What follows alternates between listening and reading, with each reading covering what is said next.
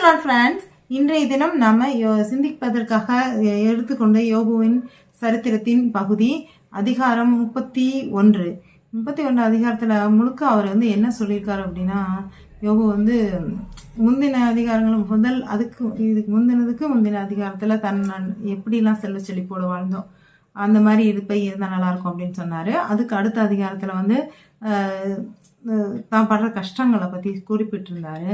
இதுல ஒரு தன்னிலை விளக்கம் சொல்லுவாங்க. அது தன்னை பத்தி அவர் ஒரு விளக்கம் கொடுக்குறார். நான் ஒருவேளை அது பிறன் மனை நோக்கி இருந்தா, பத்திரவனுடைய மனைவியை நான் பார்த்து இச்சையோடு பார்த்திருந்தாலோ இல்ல அந்த மாதிரி ஏதாவது தவறு செய்திருந்தா என்னுடைய மனைவியை அடுத்தவங்க எடுத்துக்கொள்கிற மாதிரி கூட ஒரு சூழ்நிலை வரட்டும்.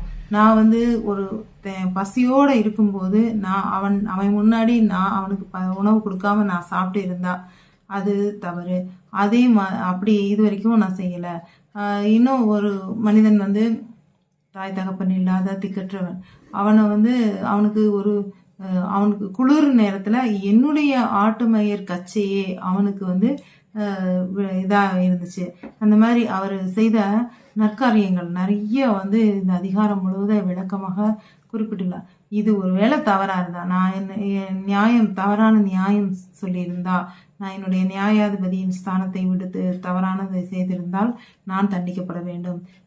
தேவனின் நீர் என்னுடைய வார்த்தைகளுக்கு என்னுடைய கஷ்டங்களை நீங்க பாராமுகமா இருக்கீங்க, என்னைய பாருங்க அப்படின்னு சொல்லிட்டு இந்த அதிகாரம் முழுக்க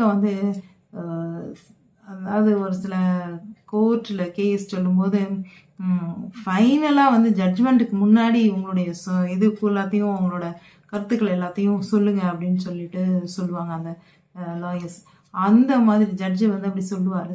அந்த மாதிரி இந்த அதிகாரம் முழுக்க அவர் தனக்கு என்னெல்லாம் விளைந்துச்சோ, தான் என்னெல்லாம் பண்ணல, திக்கற்றவனை நான் சும்மா விடலை, விதவை பெண்களுக்கு வெறுங்கையான அனுப்பல அப்படின்ற மாதிரி என்னெல்லாம் அவர் அவருடைய வாழ்க்கை முறையில என்னெல்லாம் நல்லதுகள் செய்தாரு அப்படின்றத ஃபுல்லா திரும்ப ஒரு நினைவூட்டல் மாதிரி எல்லாத்தையும் சொல்லிட்டு கடைசி வசனத்துல சொல்லியிருக்காங்க. இதோட யோபுவோட கருத்துக்கள் அவருடைய சொன்னது நிறைவு பெறுது அப்படின்னு சொல்லிட்டு கர்த்தருடைய பேசினது நிறைவு பெறுது அப்படின்ற மாதிரி இந்த அதிகாரம் முழுக்க கூறப்பட்டுள்ளது.